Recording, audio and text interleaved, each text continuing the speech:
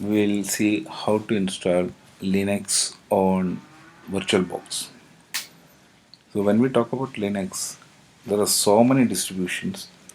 So we have to see which distribution has to be installed. Some of the popular distributions are Ubuntu, Fedora, etc. So let's see what are the popular distributions.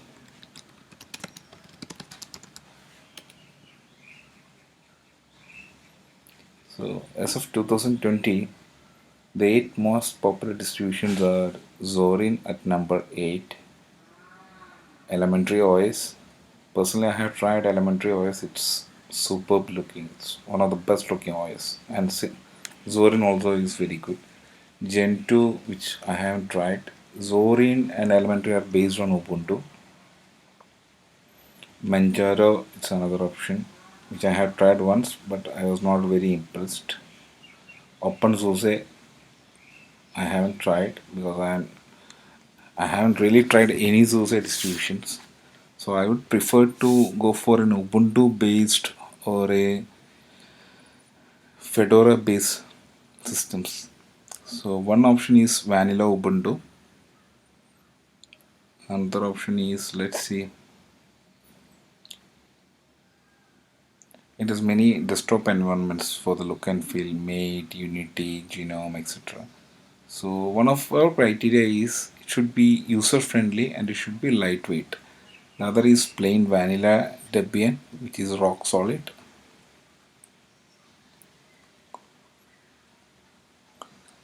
And in number one we have Linux Mint. Mint is built on top of Ubuntu and it's pretty simple and relatively user friendly. Especially for those people who are coming from a Windows background, this will look very familiar. The other interfaces might need some time to get familiar to see these interfaces. So it's relatively straightforward. So what we'll do is that we will try to install Linux Mint.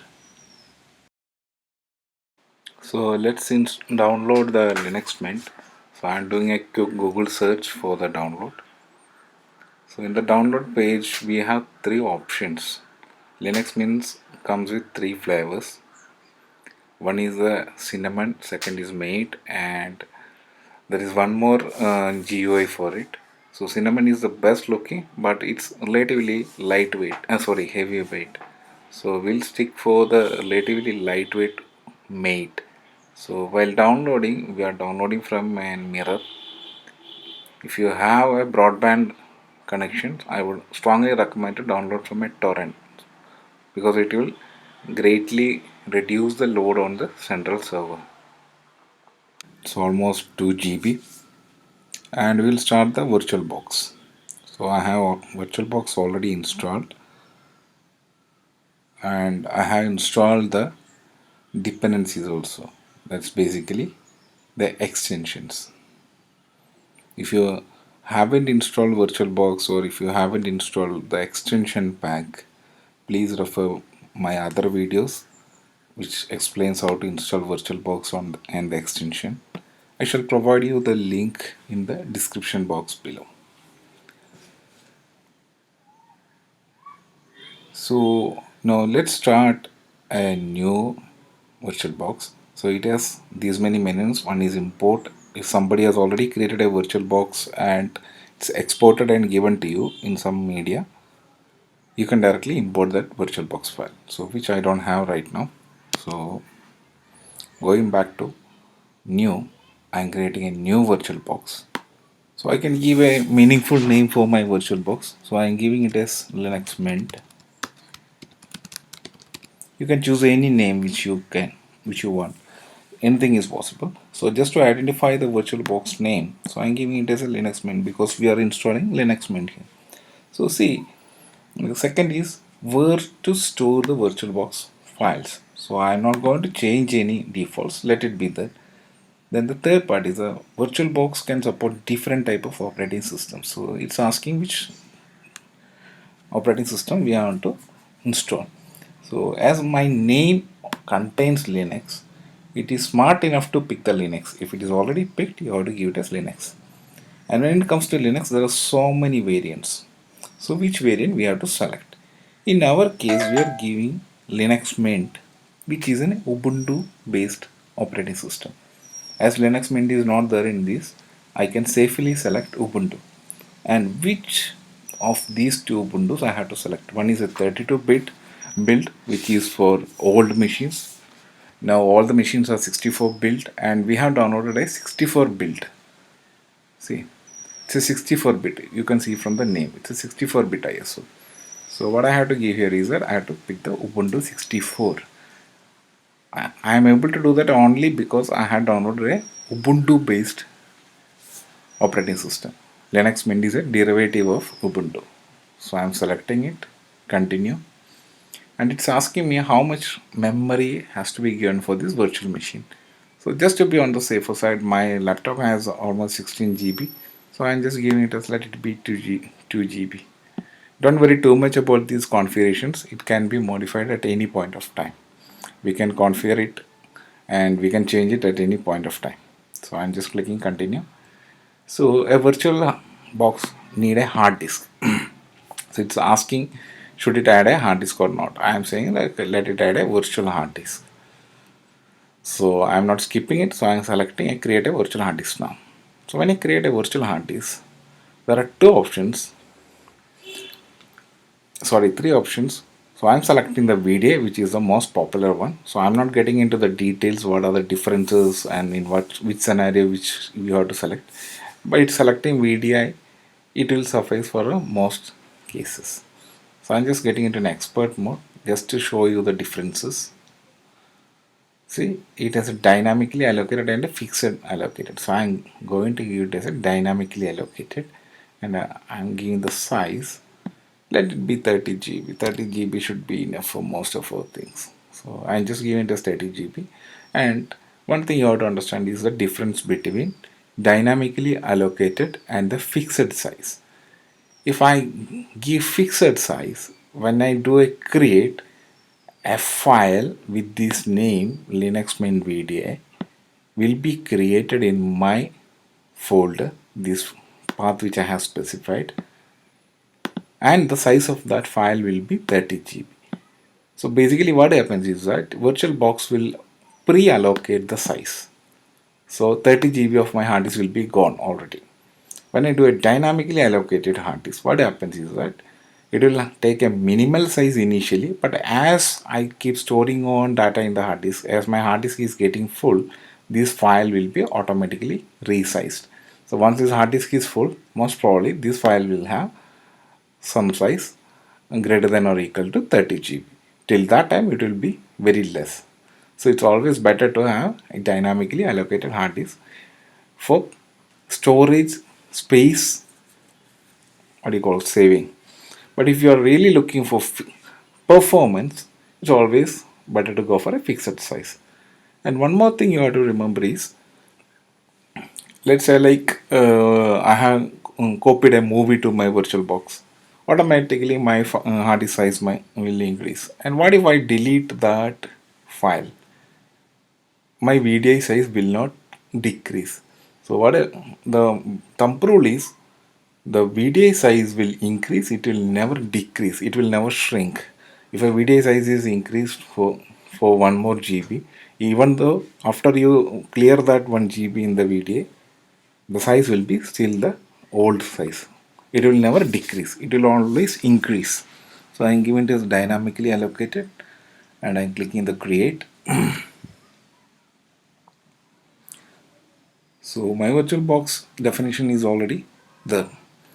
So we can see the status as powered off because we haven't started the virtual box. So what I'm doing is that I'll just show you the settings once again. So these are the name, this is system, this is the display, storage, audio and all these things. So I'll just show you the settings part. So there are so many options which I am not going to touch right now. So I'll show you the system. It basically defines a hardware configuration for this. So what we are doing is that we have selected a floppy disk. So we can unselect it anyway. I'm not going to change it. So I have a processor here, and in my laptop there are 2 physical core and 4 virtual core. So that's why it is showing us 4 CPU. So right now only one processor is allocated for the CPU. If I need, I can increase one more CPU. That's not a big deal. So execution gaps and all those ones. Let's kept it as 100%. So there are acceleration.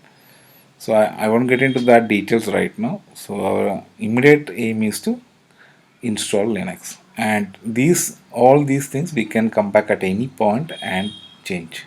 Okay. So I'm going to save it, and to start it we definitely need a bootable medium because now our hard disk is empty. We need a bootable medium. For that, what I will do is that I will go to the storage menu here. Inside this, already one hard disk is configured, which is my Linux Mint VDA. I will add the downloaded ISO file. We should remember we have downloaded an ISO file here. So what I will do is that I will point to that particular drive. So what I will do is that I'm going to select my downloaded file. So it's there in my downloads. We can see the ISO file here. So if you look at this filter, you can see that all virtual optical disk files. So these many file types are supported. So in our case, this is a downloaded ISO file. So I am going to select it here. So this is an ISO file which is mounted as a secondary master, and to boot it we have to tick it as a live CD DVD so that when we start it, it will boot. So just to come back again, when I look at the settings inside my storage, I have an ISO file which is selected from here, and I have marked it as a live CD DVD. This is important, then only it will boot from this ISO. So now we can start it. So I am going to start. I have selected this and I am starting this. So let it start. You can see a new Mint image is running.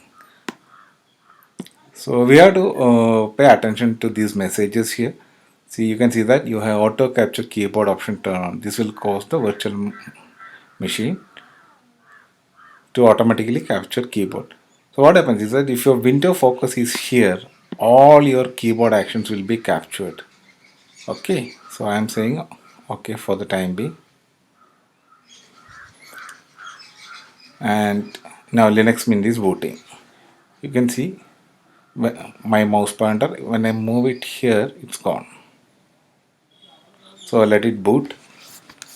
So it's booting from our ISO file. Once it is booted, we'll have an option to install. So it will take a couple of seconds. Now it's booted.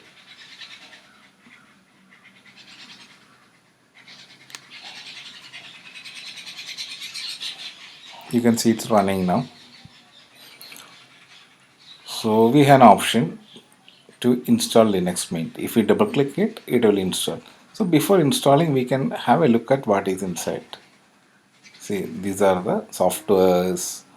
This is the main menu. Everything is there. So what we will do is that we will directly go for an install. So I'm clicking that install. So my installer is coming up. So what I will do is that we have given only one processor, basically one core for this virtual machine. So to make the installation quick, what I will do is that I will quit this and we'll go back and change our virtual machine configuration. So I am going to quit it.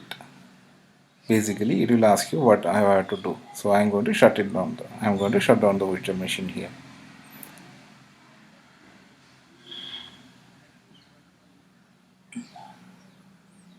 So it is saying that please remove the installation medium, then press enter. We are not going to remove the installation medium right now.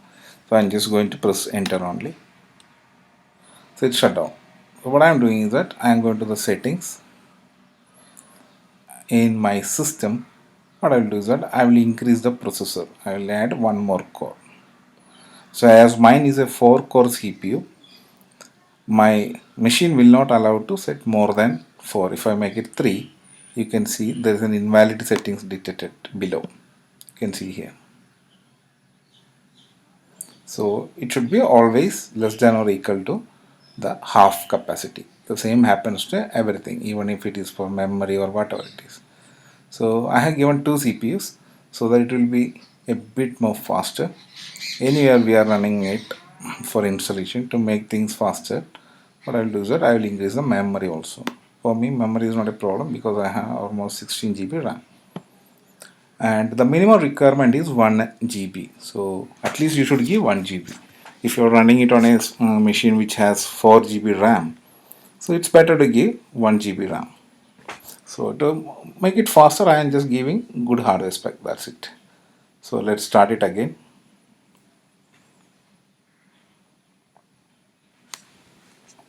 See, there is a boot menu. It has a countdown. You can see that automatic boot in 6 seconds. So either we can press and enter right now or we can wait till 10 seconds. Both should be fine.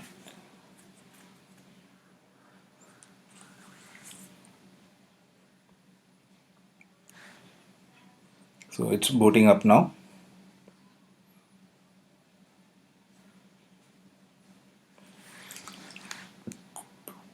So if you look at it, there is a close button and there is a no message button. If I click here, these messages will not be shown again. So I want to discuss about these messages later. So I am just closing it. I am not clicking on the no show. So it's here now. So in video, what I am trying to do is that I am installing it.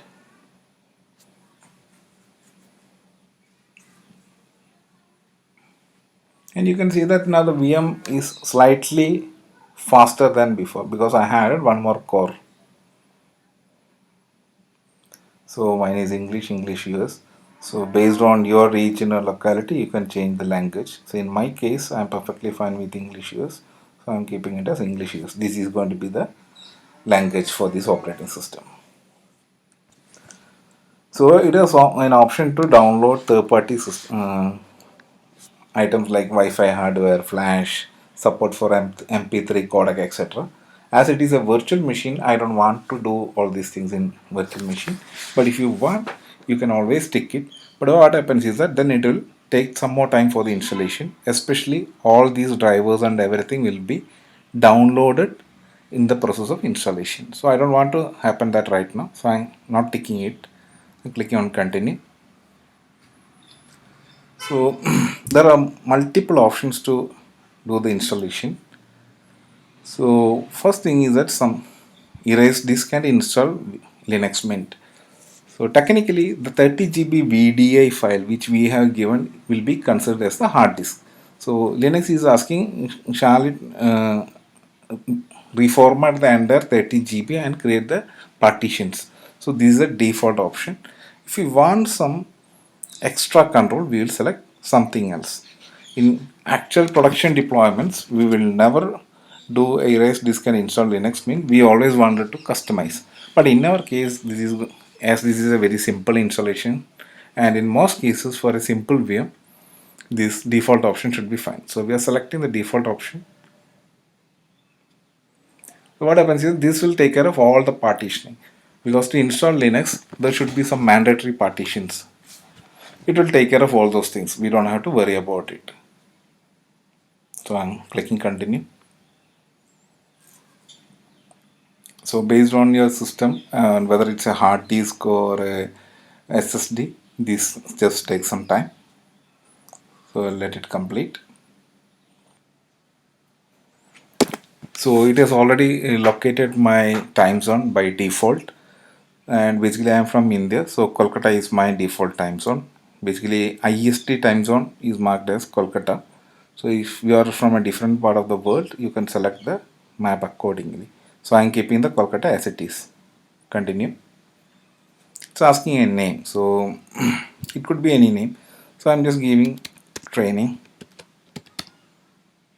and you can set your name here. So I'm not changing it, let it be so. And I'm happy with my default username as training. We can change the default username here if you want, but I'm not going to change right now. So I'm giving a password. So I'm a big fan of short password, so I'm just giving it.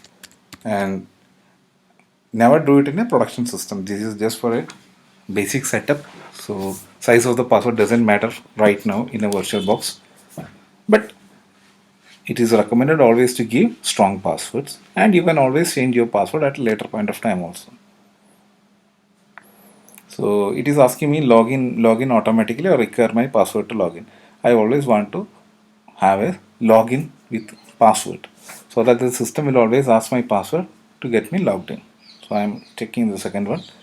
So this option is that should my home folder be encrypted so that in case if some other user try to access it, they will not be able to see the contents because the contents will be encrypted. So I don't want that right now. So I am keeping it as it is. Continue. This will take some time. You can see that it's copying the files. So this could easily take anywhere between 2 minutes to 10 minutes. It all depends upon your machine spec. So during the installation, it will just show what are the components, what are the features, etc. It's just a window which is showing us the features. So if we want to get some time pass during the installation, we can always have this arrow clicked and see what all softwares are available, etc., etc. So Steam is a beautiful software in case if you are a gaming addict. Wine is for running Windows programs in Linux, which is not 100% perfect, but to an extent it will run.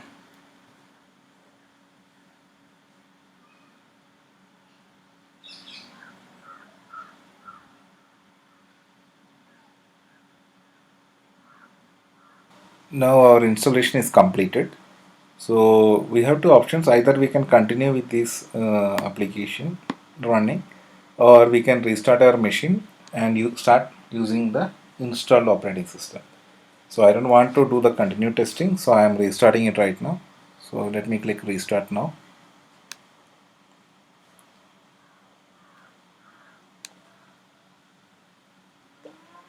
Here it is showing please remove the installation media. To remove the installation media, we have to go back to this window, previous window settings, click it. On the storage, we have this option. We have to change it here.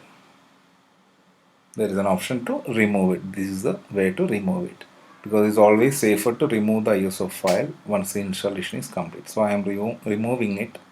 Okay, and going back to my window, it's already minimized here. So selecting this window, I am clicking enter. I am pressing the enter button.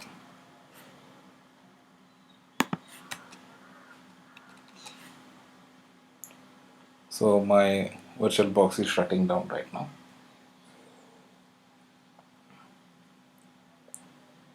Let's wait for a graceful shutdown. Never close this window. Always wait till it is completed.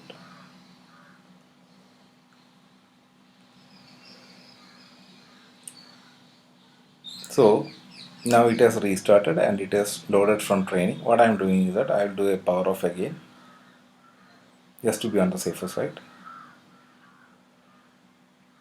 So it's powered off now. So I am starting it again. This time it will not load from a ISO file. The booting will be from our freshly installed Linux VirtualBox.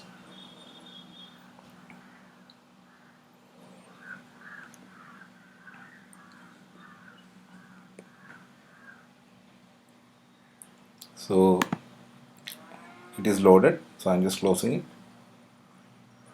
So I'm giving my password.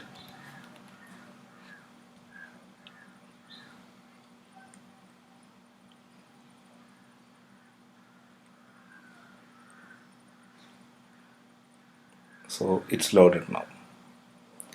I can make it full screen, but still you can see it is not coming full screen. The window size is still this.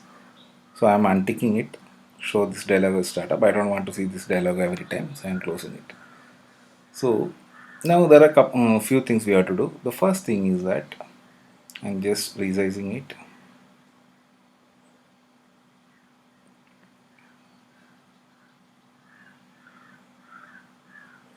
And if you look at it, there are options. This is my SATA drive.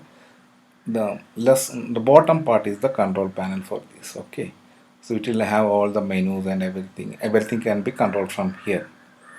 So what I'm doing is that I am inserting a guest additions CD image. Once you install Linux, what you have to do is that you have to install the guest additions. The guest additions will give you seamless integration with the base operating system. Starting from right now, even if I make it full screen, see, but it's still technically it's still not coming as full screen, right? So we'll do all these things right now.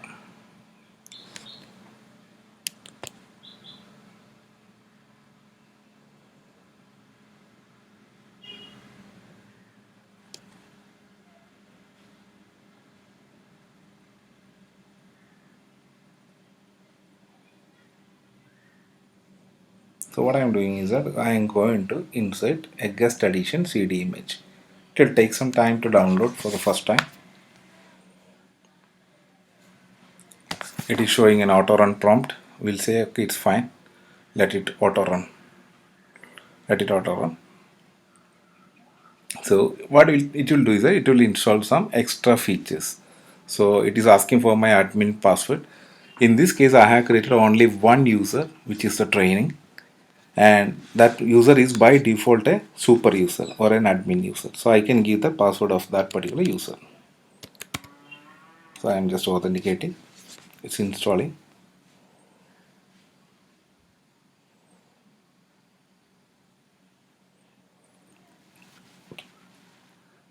It will take a while for this installation to complete.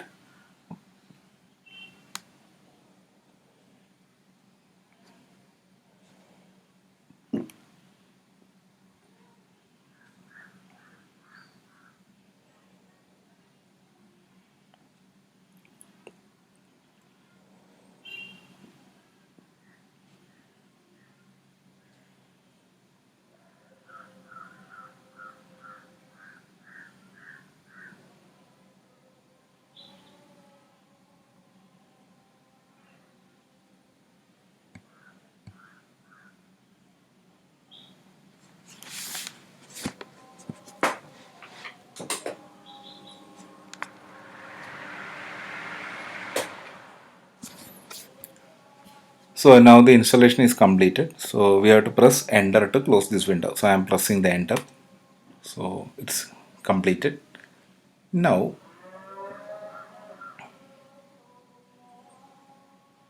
this is my guest addition CD-ROM. I can unmount it here if I click it. So I have unmounted it. I said I don't want it. Okay.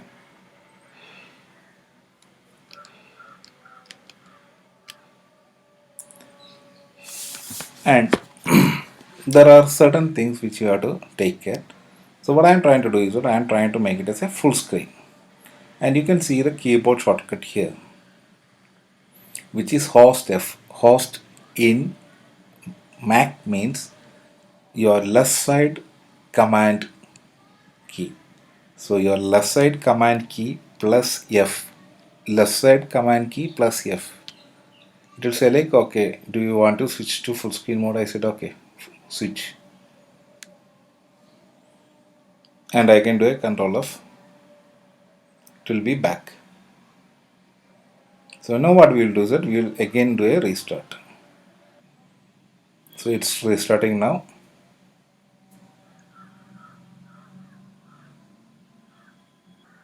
Again I am giving my password and logging in.